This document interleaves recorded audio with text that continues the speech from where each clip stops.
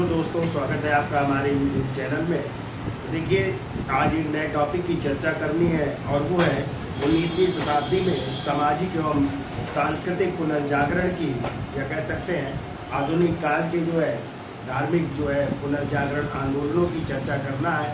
तो इसी क्रम में पहले हम चर्चा करते हैं ब्रह्म समाज की। ठीक है, तो देखिए ब्रह्म समाज की स्थापना वैसे तो ब्रह्म समाज का पहले नाम था आत्मीय सभा। क्या नाम था? आत्मीय सभा। 1815 ईस्वी में एक संस्था स्थापित की गई थी, आत्मीय सभा। ठीक है, और ये संस्था स्थापित की गई थी कलकत्ता। और इसके संस्थापक कौन थे? राजा राम मोहन राय। ठीक है, राजा राम मोहन राय।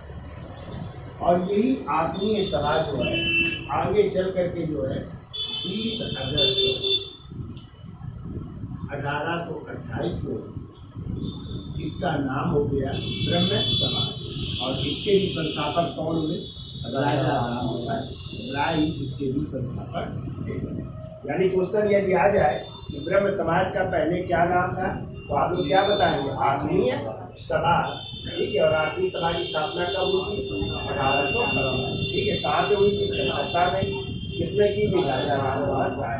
ठीक है, और यही आत्मीय सभा कब 20 अगस्त 1828 को इसका नाम बदल करके क्या कर दिया गया? ब्रह्म समाज। ठीक है, इस तरह आत्मीय सभा का ही नाम बदल करके ब्रह्म समाज कर दिया गया। ठीक है, अब हम चर्चा कर लेते हैं राजा राम मोहन राय के बारे में। तो देखिए, राजा राम मोहन राय को कई नामों से जाना जाता है। इन्हें भारतीय पुनर्जागरण का अग्रदूत कहते हैं। ठीक है, पुनर्जागरण का अग्रदूत कहा जाता है। इन्हें अतीत व वर्तमान के मध्य सेतु भी कहा जाता है। वर्तमान के मध्य सेतु भी कहा जाता है। इन्हें आधुनिक राष्ट्रवाद का पैगंबर भी कहते हैं। आधुनिक राष्ट्रवाद का पैगंबर भी कहते हैं। इन्हें नव दिन का तारा भी कहते हैं।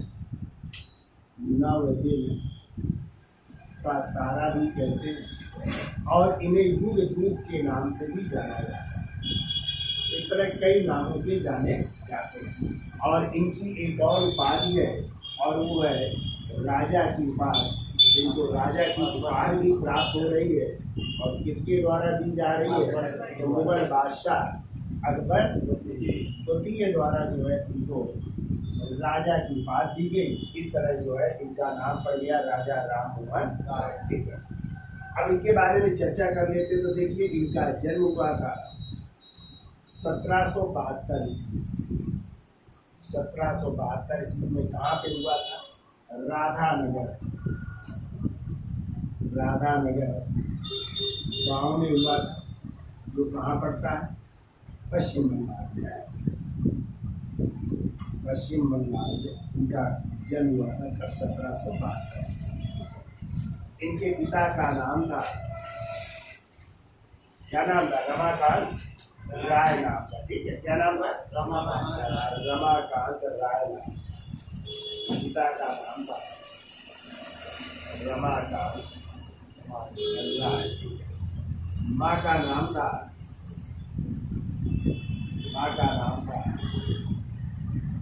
तारिणी देवी नाम। क्या नाम था? तारिणी देवी नाम था। और इनके गुरु का नाम था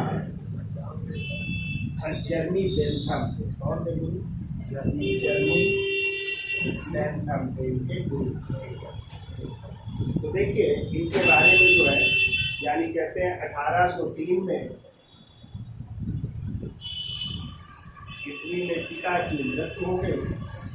और पिता की मृत्यु के बाद इन्होंने कंपनी में नौकरी कर ली और इन्हें जो है ईस्ट इंडिया कंपनी में कौन सा पद मिला? कंपनी में दीवान का पद प्राप्त हुआ। कौन सा? यानी दीवान के पद पर नियुक्त हो रहे। ठीक है, इस कंपनी में ईस्ट इंडिया कंपनी में दीवान के पद पर नियुक्त हुए और इन्हें कई भाषाओं का ज्ञान है। ठीक है, इन्हें कई भाषाओं का ज्ञान। ठीक है, कौन कौन सी भाषाएं थी? अरबी, फारसी, लैटिन, फ्रेंच, हिब्रू, ऐसी बहुत सी भाषाओं का जो है विदेशी भाषाओं का ज्ञान था। जबकि इन्होंने बौद्ध धर्म की दीक्षा या बौद्ध धर्म की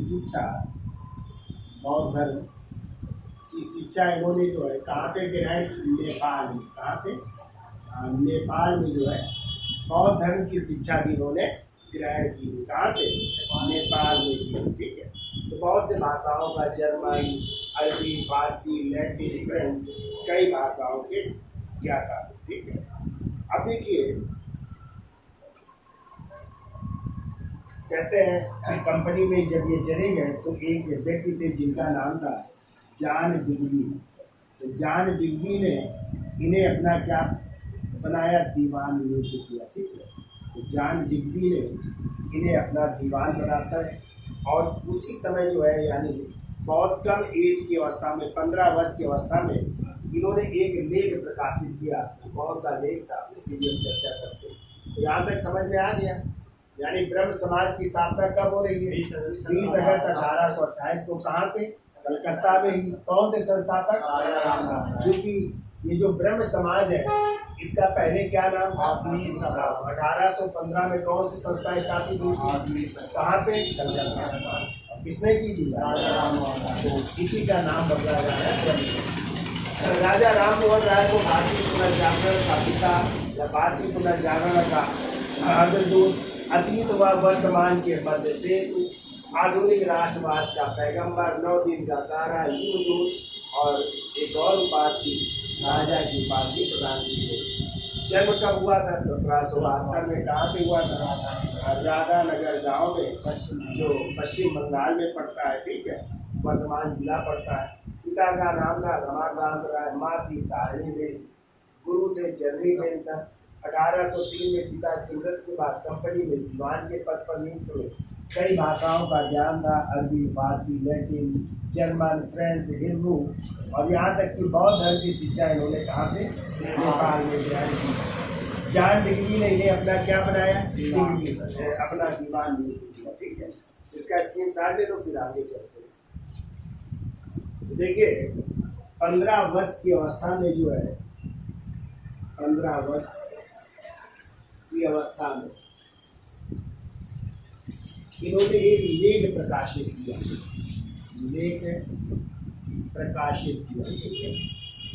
और इस लेख में जो है जो हिंदू धर्म में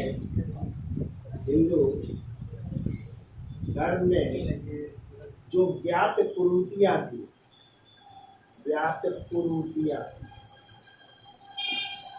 जैसे सती प्रथा, वेश्यागमन,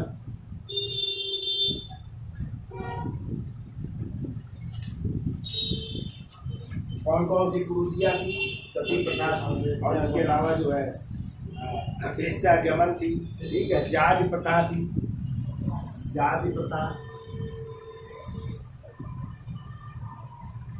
मूर्ति पूजा, इसका इन्होंने क्या किया? विरोध किया। ठीक है, विरोध किया। जबकि इन्होंने जो है विधवा विवाह का समर्थन किया, विधवा पुनर्विवाह का समर्थन,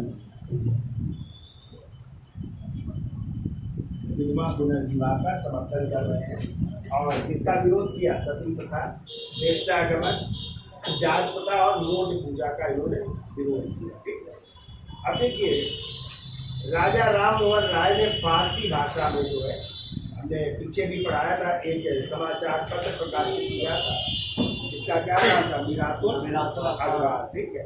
और इसके अलावा एक पुस्तक भी लिखी थी उन्होंने, ये 1809 में फारसी भाषा लिखी गई है, फारसी भाषा में पुस्तक। उस पुस्तक का नाम था तुहफात उल मुवाहिदीन।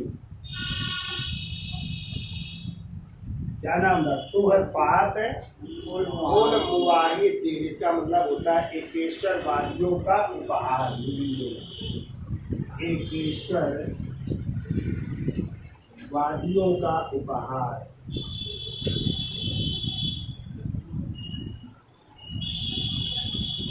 इसको जो है प्रकाशित किया, ठीक है, तब 1809 ईस्वी में इसको प्रकाशित कर रहे हैं, ठीक है। और इसकी जो है भूमिका जो है, यदि आ जाए, इसकी भूमिका उन्होंने अरबी में लिखी थी। देखो, इसकी भूमिका अरबी में लिखी, यानी भूमिका किस भाषा में थी? अरबी में। बाकी वैसे पुस्तक फारसी भाषा में लिखी थी, ठीक है। ये आपको याद रखना। जैसे अभी हमने आपको बताया था 1815 में इन्होंने किस संस्था की स्थापना की थी? आत्मीय सभा। ये याद रखना है आपको, ठीक है। कहाँ पे की थी? कलकत्ता में की थी। और इसी आत्मीय सभा का नाम बदल कर 20 अगस्त 1828 को इसका नाम क्या किया जा रहा है? ब्रह्म समाज किया जा रहा है। और स्थान तो वही है, कलकत्ता। क्योंकि आत्मीय सभा के संस्थापक कौन थे? राजा राम मोहन राय। तो ब्रह्म समाज के भी संस्थापक राजा राम मोहन राय जी, ठीक है। याद हो जाएगा। इसका पहले क्या नाम था? आत्मीय सभा नाम था। क्या नाम था? आत्मीय सभा, ठीक है। ये याद रखिएगा। अब देखो, इन्होंने 1816 में एक संस्था स्थापित की, वेदांत सोसाइटी। 1816 में एक संस्था स्थापित कर रहे हैं, कौन सी? वेदांत सोसाइटी की स्थापना की, ठीक है। और 1820 में इन्होंने एक और किताब लिखी थी, precept of Jesus. Precept of Jesus. Precept of Jesus. और इसका पूरा नाम था the guide to peace and happiness. The guide to peace and happiness. Hindi में इसकी बात की जाए तो इसमें इसका मतलब है ईसा के नीति वचन। ईसा के नीति वचन शांति व खुशहाली लाएंगे। शांति व खुशहाली। ये कई बार पूछी गई है, याद रखिएगा। The precept of Jesus, the guide to peace and happiness, यानी ईसा के नीति वचन शांति और खुशहाली की रचना कब की इन्होंने? 1820 में की थी, ठीक है।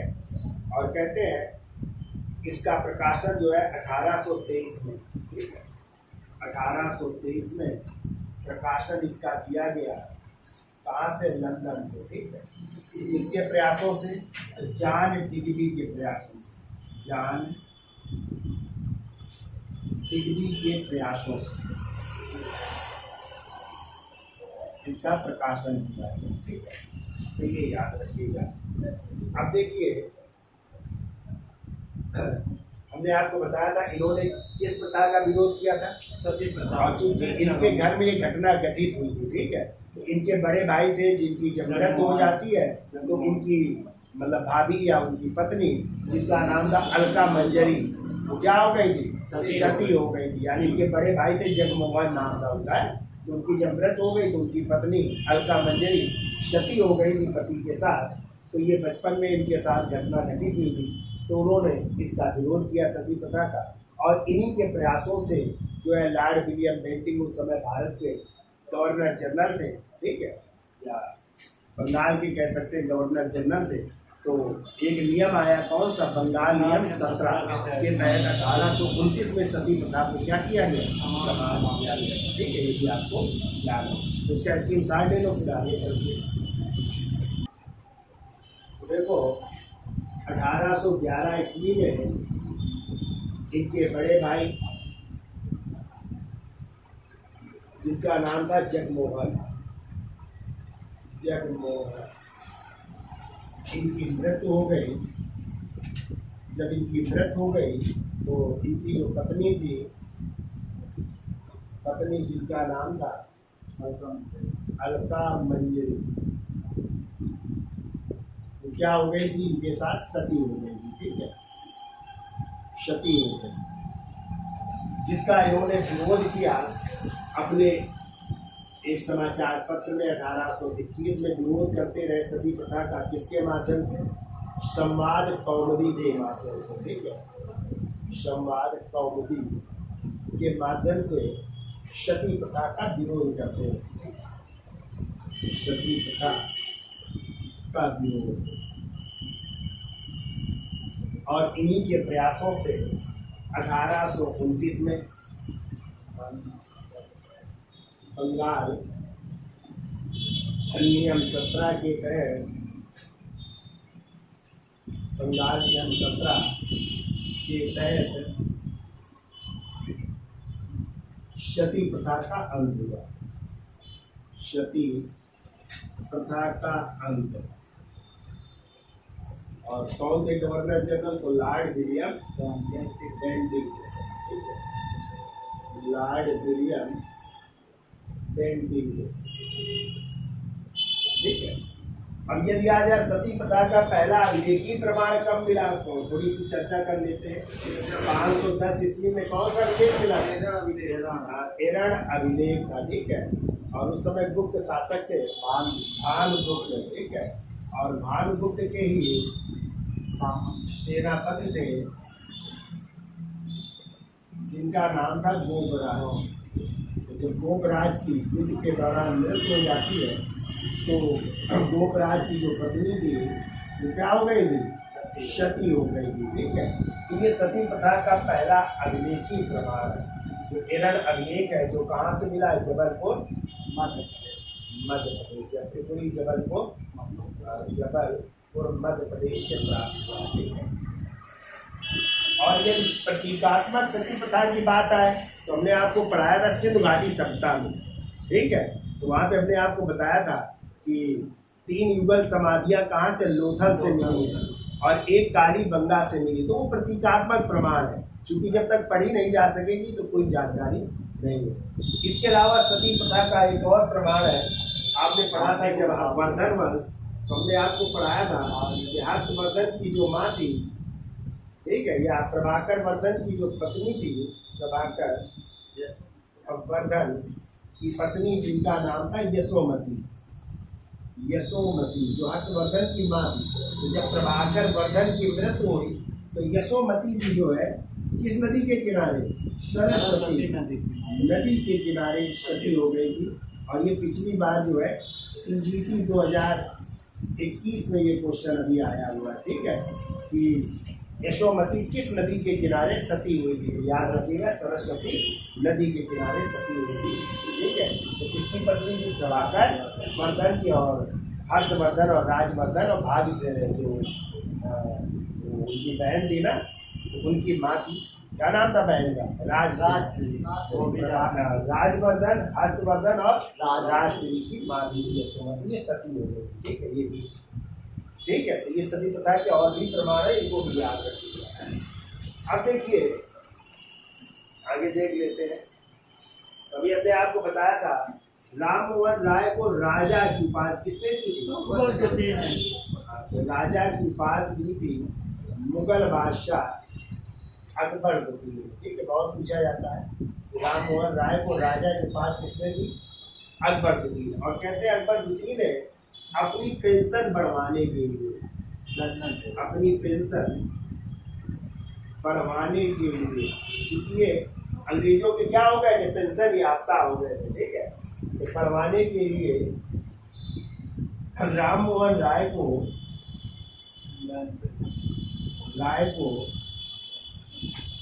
इंग्लैंड या लंदन, और उस समय वहाँ के राजा थे विलियम चतुर्थ के दरबार में भेजते हैं, ठीक है। तो राम मोहन राय जी जाते हैं, बात करते हैं, लेकिन वहीं पे ये बीमार हो गए और 1833 में राम मोहन राय की क्या हो जाती है, मृत्यु हो जाती है, और इनको वहीं पे दफन किया जाता है। कहाँ पे? इंग्लैंड के ब्रिस्टल शहर में ही दफन किया जाता है, ठीक है। और इन्हीं की कब्र के ही बगल में एक और क्रांतिकारी कब्र है, और वो है मदन लाल धिंगरा का नाम सुना है? जिन्होंने विलियम हटकर्जन 1909 में गोली मार करके, इनकी भी जो है कब्र वही ब्रिस्टल शहर में है, ठीक है। पूछा जाता है राम मोहन राय जब इंग्लैंड गए तो किस जहाज से गए थे? एल्बेनियन नामक पानी के जहाज से गए। किस जहाज से गए? एल्बेनियन नामक पानी के जहाज से, ठीक है। लेकिन वहीं पे व्रत हो गए और वहीं पे ये दफन भी है। कहाँ पे? तो क्वेश्चन आता है कि जब ये इंग्लैंड जा रहे थे तो ब्रह्म समाज का नेतृत्व किसने किया? तो देखो, जब ये इंग्लैंड गए तो ब्रह्म समाज का नेतृत्व किया था रामचंद्र विद्याबाग। किसने? रामचंद्र, ये भी क्वेश्चन आया है, याद रखिएगा, रामचंद्र विद्याबाग, ठीक है।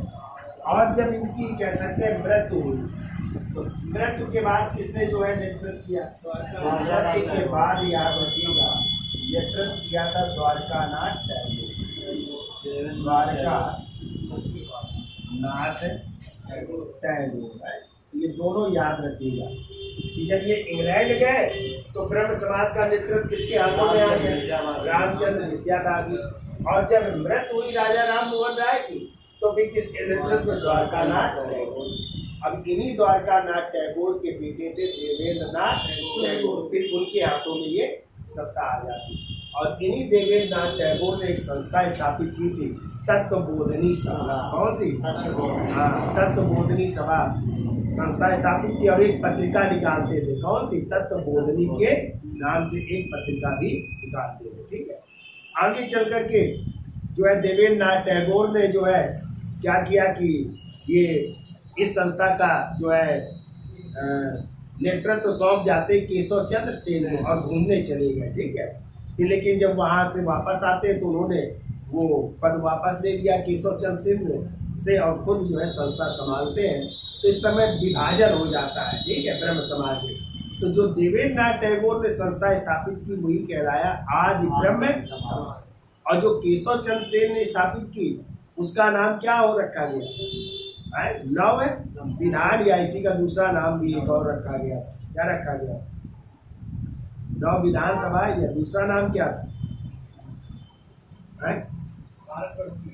भारतवर्षीय समाज भी रखा गया था। क्या रखा गया था? भारतवर्षीय समाज। और कहते हैं केशव चंद्र सेन के प्रयासों से ही एक कानून आया था। कौन सा एक्ट आया था? नेटिव मैरिज एक्ट 1872 में, जिसमें लड़कों और लड़कियों की विवाह की आयु 14 वर्ष और 18 वर्ष की गई। लेकिन खुद केशव चंद्र सेन ने अपनी बेटी का विवाह 12 वर्ष की आयु में कूच बिहार के राजा के साथ कर दिया।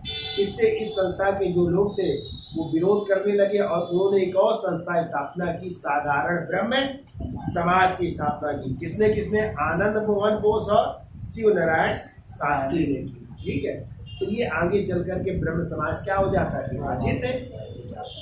इस तरह ये ब्रह्म समाज की कहानी है, ठीक है। इतना आपको याद है रखना है, ठीक है।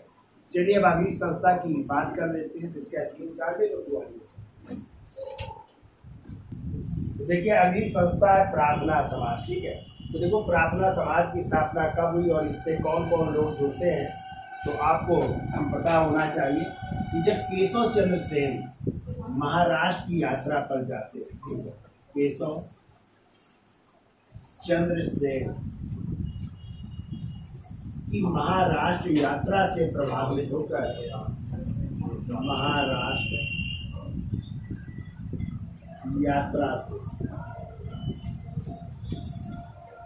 प्रभावित होकर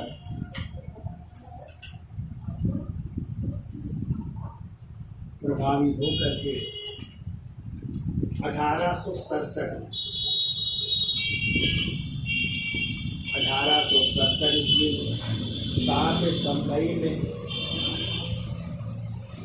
में डॉक्टर आत्माराम पांडुरंग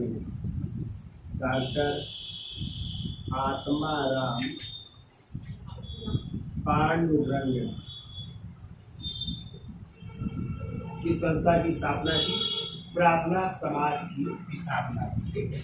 लेकिन इस संस्था को प्रसिद्धि मिली 1869 ईस्वी में, जब इस संस्था से एक और व्यक्ति जुड़े जिनका नाम था महादेव गोविंद रानाडे। महादेव गोविंद रानाडे का नाम सुना है? तो ये जब जुड़े तो इस संस्था को सबसे ज्यादा प्रसिद्धि मिलती है, ठीक है, महादेव गोविंद रानाडे के आदेश। इस संस्था से और लोग भी जुड़े, जिनमें थे आपके राम गोपाल भंडारकर, जो एक इतिहासकार भी हैं। राम गोपाल भंडारकर भी इस संस्था से जुड़ रहे हैं, और एक और व्यक्ति इस संस्था से जुड़ते हैं, उनका नाम है N.V.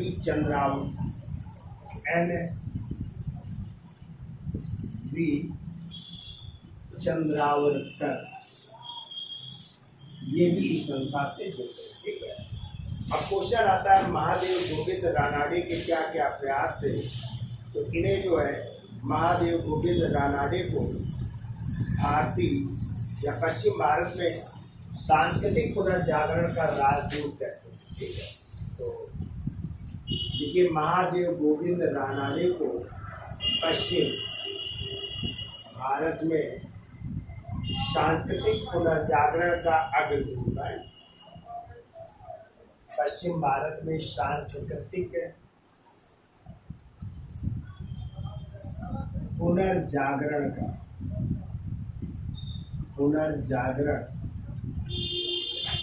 अग्रदूत कहा जाता है। कई बार क्वेश्चन आया, याद रखिएगा कि पश्चिम भारत में सांस्कृतिक पुनर्जागरण का अग्रदूत किसे कहा जाता है? तो महादेव गोविंद रानाडे को कहा जाता है। और इन्हीं को जो है एक और नाम से जानते हैं, लिख लो, दक्कन या महाराष्ट्र का शुक्रात कहते हैं। दक्कन या महाराष्ट्र का शुक्रात भी इन्हें कहा जाता है, ठीक है। तो दो नामों से जाने जाते हैं, एक तो पश्चिम भारत में सांस्कृतिक पुनर्जागरण का अग्रदूत, और दूसरा दक्कन या महाराष्ट्र का शुक्रात कहा जाता है, ठीक है। इनकी पुस्तक भी लीजिएगा, पुस्तक रानाडे की एक आस्तिक की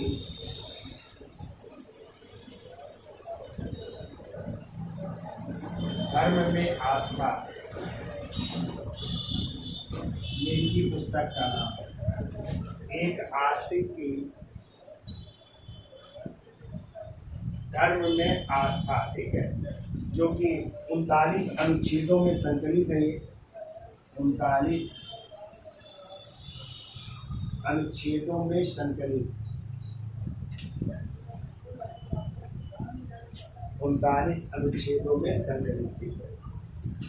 फिर इन्होंने देखो 1884 में, वो 1884 ईस्वी में रानाडे ने Deccan education society, Deccan education society, Deccan education society या दक्कन शिक्षा सभा भी कह सकते हैं हिंदी में, दक्कन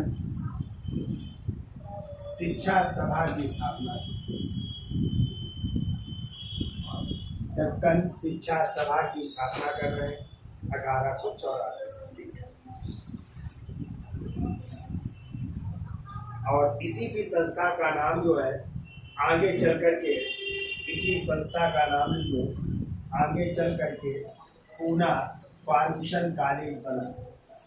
पूना फर्गुसन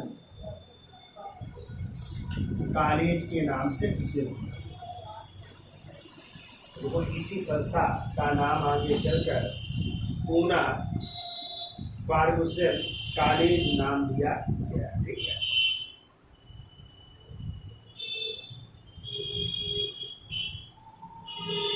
अब देखिए, इस प्रार्थना समाज में, देखिए अगला पॉइंट, प्रार्थना समाज में दलितों,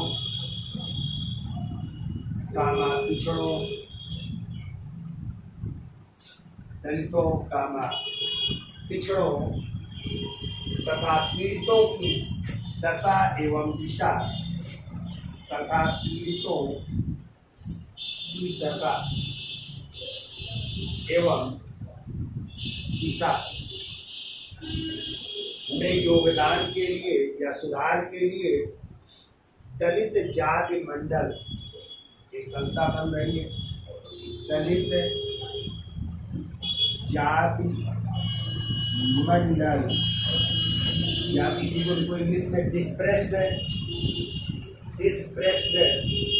क्लास मिशन, डिस्प्रेस्ड क्लास मिशन,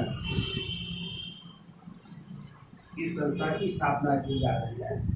दलितों, पिछड़ों, पीड़ितों की दशा एवं दिशा में सुधार हेतु दलित जाति मंडल या डिस्प्रेस्ड क्लास मिशन नामक संस्था की स्थापना की गई। देखो 1891 ईस्वी में, 1891 ईस्वी में रानाडे के प्रयासों से, रानाडे के प्रयासों से window remarriage act, window remarriage act, यानी कह सकते हैं विधवा पुनर्विवाह कानून लाया गया। ठीक है। विधवा पुनर्विवाह कानून भी आ रहा है। ठीक है। इनके प्रयासों से, देखो 1891 में इनके प्रयासों से window remarriage association, window remarriage association कर लेगा, एसोसिएशन नामक संस्था का गठन किया गया, नामक संस्था का गठन किया गया।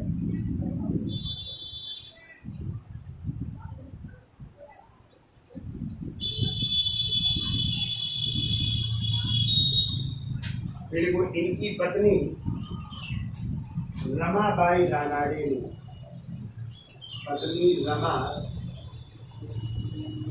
रानाडे ने 1881 में आर्य महिला कॉलेज की स्थापना। इनकी पत्नी रमाबाई रानाडे ने 1881 में आर्य महिला समाज की स्थापना की। आर्य महिला समाज की स्थापना की।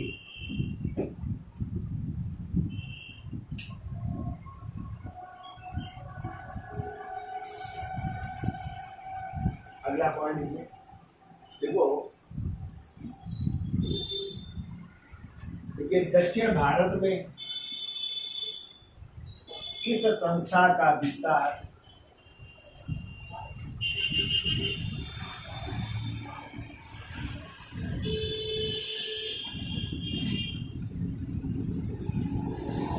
दक्षिण भारत में इस संस्था का विस्तार वीरेश लिंगम कुंतलू में, वीरेश लिंगम कुंतलू में। जबकि देखो पंजाब में इसका विस्तार किया दयाल सिंह ने। पंजाब में दयाल सिंह ने, और इन्होंने एक कॉलेज भी स्थापित किया था दयाल सिंह ने। फिर वो पश्चिम भारत में